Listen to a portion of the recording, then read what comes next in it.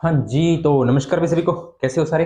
उम्मीद करूंगा सब बढ़िया हो गए, स्वस्थ हो गए, मस्त हो गए, अच्छे से चल रही है आप सभी की तैयारी। तो अपने बात करेंगे, राजस्थान में अभी भर्ती परीक्षा हुई थी, फोर्थ ग्रेड RMSSB चतुर्थ श्रेणी भर्ती कर्मचारी परीक्षा। जो परीक्षा संपन्न हो गई, डीवी हो गई, और डीवी चल भी रही है। कुछ के डीवी चल रहे हैं, कुछ मंडल के 9 मंडल के डीवी चल रहे हैं, और कुछ के हो गए, कुछ में अनुपस्थित के भी दोबारा उन्होंने नोटिस वगैरह जारी कर दिया। तो उस पर मैंने एक वीडियो बनाई थी कि मेरा मेडिकल कैसे हुआ। ठीक है, देखो मेरी जो कैटेगरी थी, अब आपको एक बात बता देता हूं कि उसमें पीएच कैंडिडेट, यानी कि पीएच का मतलब होता है दिव्यांग, दिव्यांग अभ्यर्थियों के री मेडिकल हो रही है। यानी कि उनका जो दिव्यांगता है उसकी दोबारा जांच हो रही है कि वो पात्र है या अपात्र, उसकी दोबारा जांच हो रही है। कहां पर? जहां पर आपका डीवी हुआ था, उसी सेंटर पे नहीं, उसी मंडल में। जैसे अब मैं सारी बातें जो पिछली वीडियो मैंने बनाई थी, ठीक है, किस कैंडिडेट के लिए बनाई थी? पीएच में एक ही कैटेगरी की वीडियो बनाई थी, बीएलवी। किसकी बनाई थी? बीएलवी की। क्यों? क्योंकि मैं खुद बीएलवी कैटेगरी से हूं, इसलिए मुझे बीएलवी का ही एक्सपीरियंस था। एचआई वगैरह का मुझे नहीं था, तो मैंने उस पर कोई वीडियो नहीं बनाई और ना ही मुझे उसकी कोई जानकारी है। तो ये वीडियो उन्हीं बच्चों के लिए इंपॉर्टेंट है जो पीएच कैंडिडेट है, ठीक है, और मोस्ट इंपॉर्टेंट उनके लिए जो बीएलवी कैटेगरी के अंदर आते हैं। तो उसकी कैसे मेडिकल हुआ, कैसे क्या प्रोसेस हुई, वो सारी की सारी मैंने इन्फॉर्मेशन उसमें दे दी थी। लेकिन कुछ बच्चों के कमेंट सेक्शन के अंदर डाउट्स थे, तो वो डाउट्स अपने कमेंट पढ़कर, एक एक कमेंट को पढ़कर एक एक को रिप्लाई करते हैं। ठीक है, तो वीडियो को ज्यादा से ज्यादा शेयर कर दो, लाइक कर दो, कमेंट कर दो, और चैनल को कर लो सब्सक्राइब।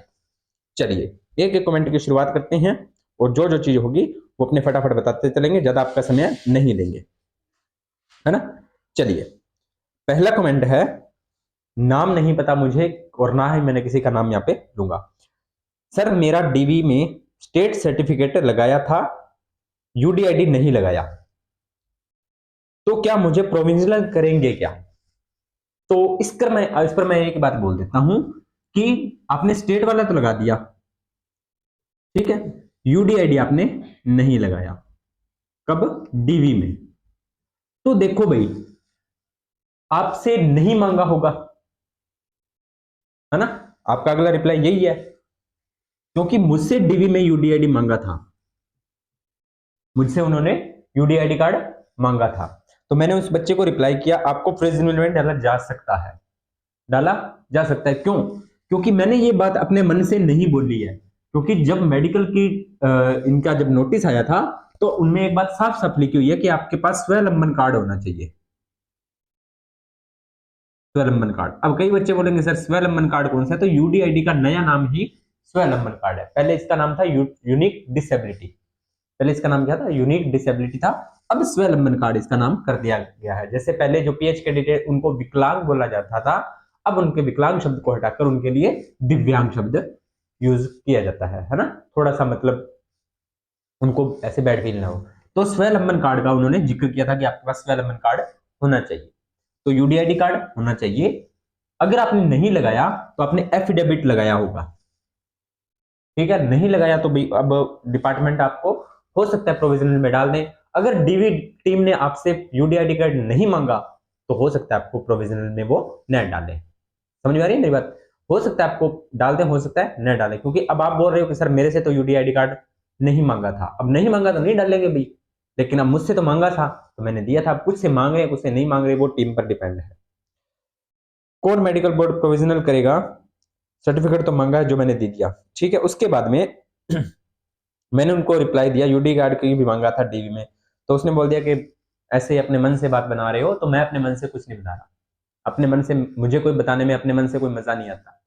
हाँ, ये वीडियो बनाने का मेरा ये उद्देश्य था कि जो बच्चे, भाई जो चीजें मुझे फेस करनी पड़ी मेडिकल में, मुझे जो परेशानियां हुई, कभी इधर भागो कभी उधर भागो, तो वो चीजें आपको ना करनी पड़े। आपके फायदे के लिए मैंने ये वीडियो बनाई है, ठीक है।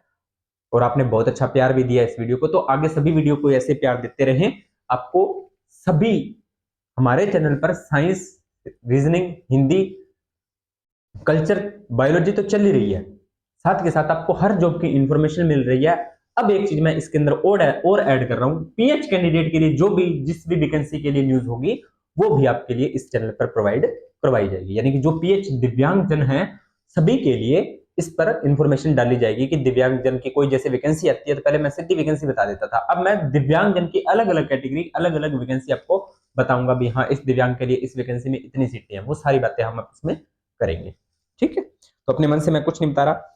फिर इसके नीचे कमेंट है, कुल मिलाकर फर्जियों पर कार्रवाई होगी, बिना यूडीआईडी कार्ड के मेडिकल होगा ही।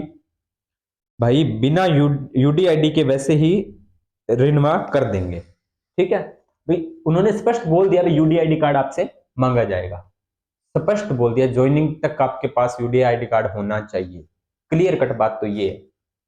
ठीक है, उसके बाद में अगर नहीं है तो आपको एफिडेविट लगाया होगा, और नहीं लगाया तो मेडिकल में लगा देना भी मेरा यूडीआईडी कार्ड बनवाना दिया है ये वगैरह, वो सारी बातें आप वहां पर देख लेना। ठीक है, जितनी मेरे को जानकारी है मैं आपको कोई गलत जानकारी नहीं दूंगा। पहला कमेंट होता है कंप्लीट। चलिए अब दूसरे कमेंट पर बात करते हैं, अगला कमेंट किसका है उस पर बात कर लेते हैं थोड़ी सी। सर मैं एलडीसीपी कैटेगरी से हूं, मेरा री मेडिकल 1 अप्रैल को पाली मंडल में हो गया, लेकिन सर री मेडिकल की पीडीएफ फाइल में 29 अप्रैल को भी बता रहा है। ये अधिकतर टीएसपी वालों के दो दो डेट लिखी है, तो दोनों बार अलग अलग री मेडिकल करवाने पड़ेंगे क्या? देखो, आप बोल रहे हो कि सर मैंने 1 अप्रैल को मेडिकल करवा लिया था। कब आपने 1 अप्रैल को मेडिकल करवा लिया था? अब 29 अप्रैल को, 29 अप्रैल नहीं है ना, हाँ 29 अप्रैल को आपको दोबारा फिर बुलाया है उन्होंने। तो इसके दो तीन रीजन हो सकते हैं। पहला रीजन हो सकता है आपका मेडिकल में, उन्होंने तो मेडिकल कर लिया, किसी इश्यूज की वजह से आपका मेडिकल सक्सेसफुल नहीं हुआ हो, इस वजह से आपको दोबारा बुला दिया हो। ठीक है, अब आपने अपना काम कर दिया है 1 अप्रैल को मेडिकल करवा के, लेकिन डिपार्टमेंट ने किसी कारण से आपको दोबारा बुलाया है, तो कोई ना कोई तो रीजन होगा। तो आप पाली मंडल जहां पर बुलाया, तो मेरा मानना ये कहता हूं, या मेरा मानना यह है कि आप यहां पर जाइए, 29 अप्रैल को जाइए। आपको जब आपने 1 अप्रैल को मेडिकल करवाया था तो आपको 300 रुपए की रिसिप्ट दी होगी, तो वो रिसिप्ट होगी आपके पास, उस पर आपके नंबर भी लिखे होंगे।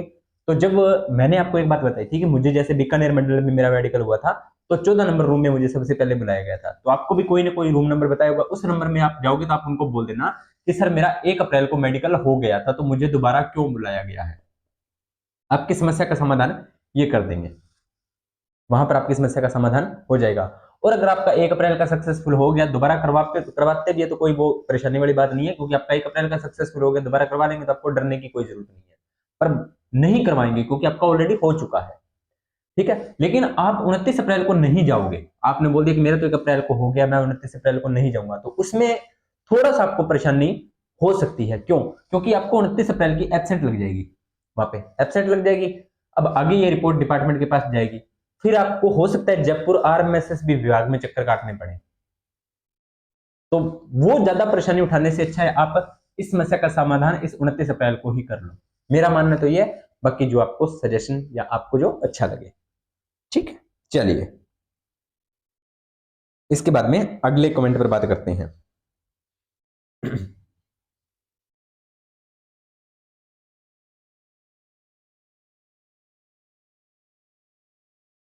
सर मेरा भी बाय बर्थ है, 40% का है, हो जाएगा क्या? हाँ जी बिल्कुल हो जाएगा, कोई प्रॉब्लम नहीं है, यूडीआईडी कार्ड आपके पास होना चाहिए, नो प्रॉब्लम। बस फिर कोई दिक्कत नहीं है, कोई परेशानी नहीं होगी, आप आराम से जाइए अपना मेडिकल करवाइए, ऑल द बेस्ट, आपको कोई परेशानी होने वाली नहीं है।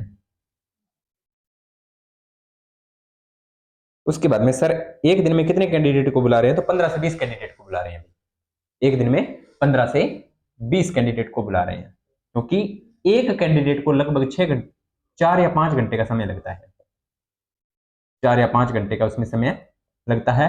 वो मैंने पूरी वीडियो पिछली वीडियो में आपको बता दिया भी कैसे कैसे कहाँ कहाँ क्या क्या वो करवाते हैं।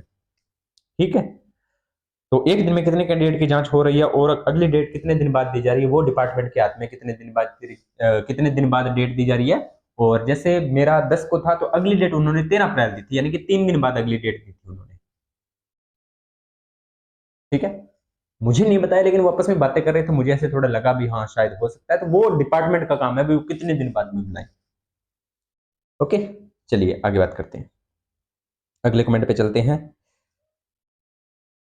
भरतपुर पीएच मेडिकल की रिपोर्ट डेट अभी तक क्यों नहीं आई है, तो मैं आपको झूठी तसल्ली नहीं दूंगा कि एक दिन में आ जाएगी, 2 दिन में आ जाएगी, कभी भी आ सकती है, डिपार्टमेंट का काम है।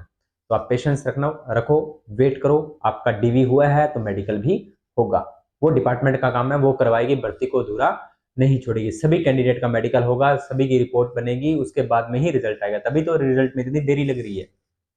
अब रिजल्ट इतनी देर से क्यों आ रहा है, इसका रीजन यही है, क्योंकि फर्जी जो दिव्यांग जन बने हुए हैं उनको बाहर करने के लिए, ठीक है, और जो रियल में दिव्यांग है उनको उनका हक या अधिकार देने के लिए ही इतना टाइम लग रहा है।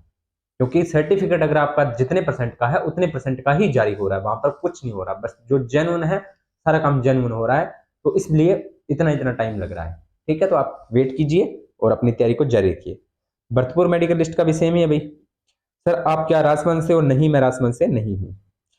मेरे एक आइस में लेंस डाले हैं, विजन सही नहीं है, 17 नंबर का चश्मा है, मुझे कोई दिक्कत होगी क्या?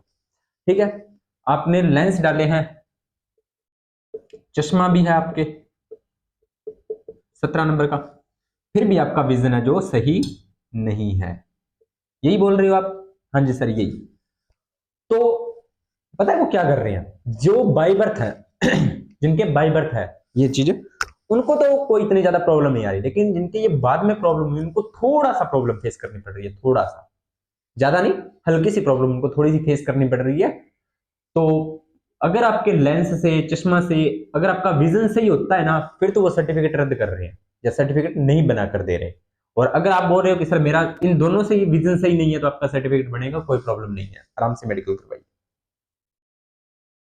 मेरा भी बीकानेर में है सर, बिल्कुल भी ऑल द बेस्ट, करवाइए अपना मेडिकल। और हाँ, अब कई जैसे हैं कि सर हम मेडिकल नहीं करवाएंगे, क्या वजह? अब मेडिकल नहीं करवाओगे, ठीक है, तो सीधी सी बात, आपकी मेडिकल में एब्सेंट लगेगी। मेडिकल नहीं करवाओगे, आपके मेडिकल में एब्सेंट लगेगी, तो उनको थोड़ा सा डाउट होगा डिपार्टमेंट को भी, इन बच्चे ने मेडिकल क्यों नहीं करवाया, हो सकता है ये फर्जी हो। अगर आप इसमें सिलेक्टेड हो और किसी जॉब में आपने मेडिकल नहीं करवाया है तो इसमें मेडिकल करवाइए। अगर आपने जैसे पटवारी में, ग्राम सेवक में या और किसी जॉब में मेडिकल करवाया और वो आपका सक्सेसफुल हुआ है, तो वो डिपार्टमेंट उसको क्रॉस चेकिंग कर लेगी।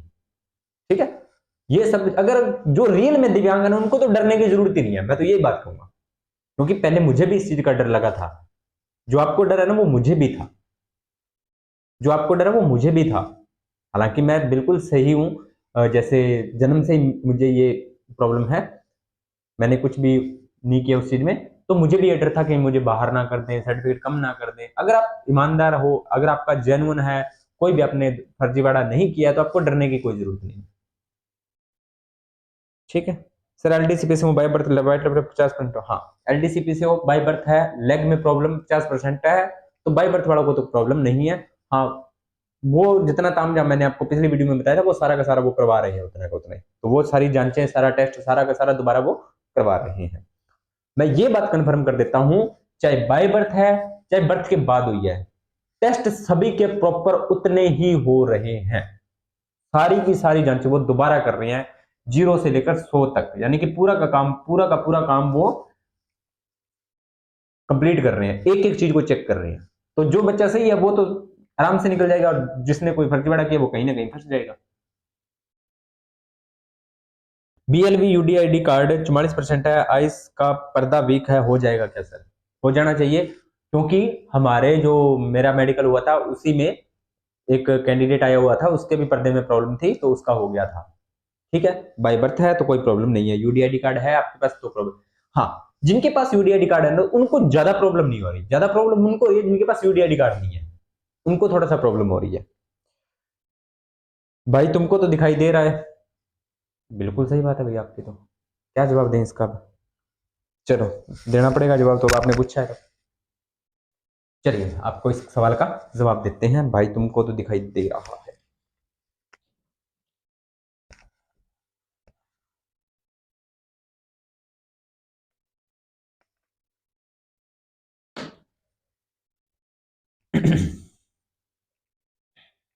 बीएलवी, तो भाई साहब मेरा बाय बर्थ है, पहली बात तो। दूसरी बात, आप मेरी स्किन को देख ही रहे हो, तो जिनकी ऐसी वाइट स्किन होती है वो बाय बर्थ सभी के लो विजन और ब्लाइंड की प्रॉब्लम होती है। किसी के, आप मेरे अलावा किसी और कैंडिडेट से भी पूछ लेना जो आपको मेरे जैसा दिखे, उसके लो विजन और ब्लाइंड की प्रॉब्लम होगी ही होगी, कंफर्म है, बाय बर्थ, जन्म से ही उसको ये चीज विरासत में मिलती है। तीसरी बात, जब मैंने मेडिकल करवाया था पहली बार, जब मैंने सर्टिफिकेट जारी करवाया था, तो वो डॉक्टर मैडम थी, तो उन्होंने एक ही बात बोली थी कि आपको जहां से आपकी रोशनी बन रही है वो चीज सही है, बाकी पूरी की पूरी आइस डैम। सेम टू सेम बीकानेर मंडल वालों ने यही बात बोली थी, आपकी जहां पर रोशनी बन रही है वो चीज सही है, बाकी पूरी की पूरी आइस डैमेज।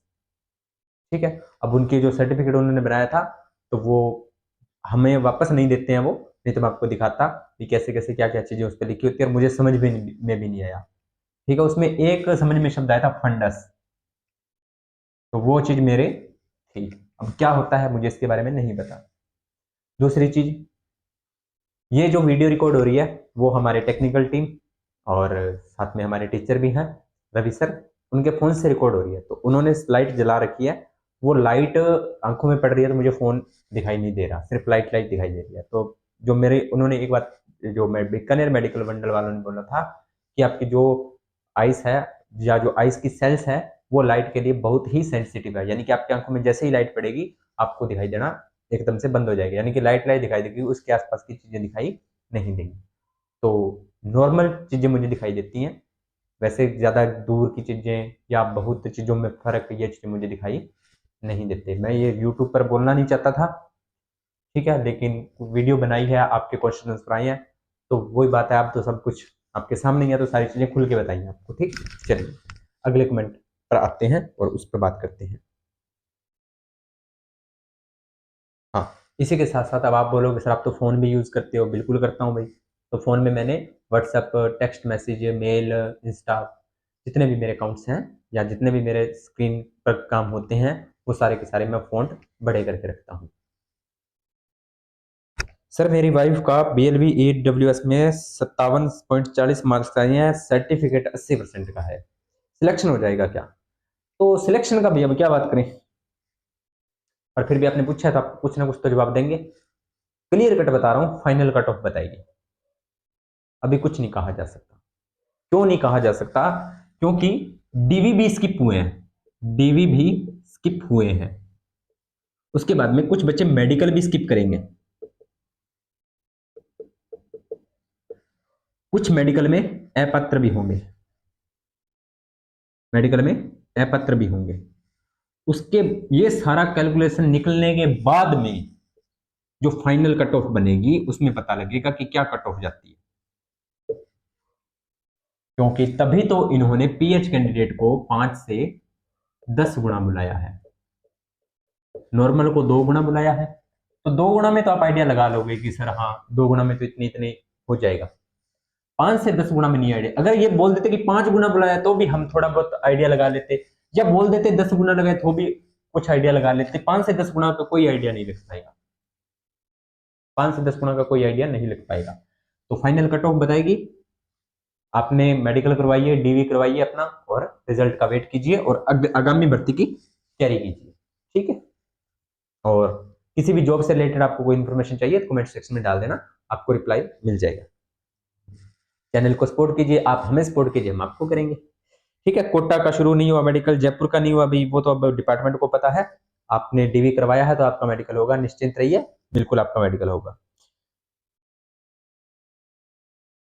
मेरी स्किन भी आपकी तरह है, फुल बॉडी बाय बर्थ, तो अब आपको तो पता ही होगा भी बाय बर्थ होती है चीजें, दिखाई देता है या नहीं देता, तो वो चीजें आपको तो बताने की जरूरत नहीं है, सारी चीजें आपको पता है।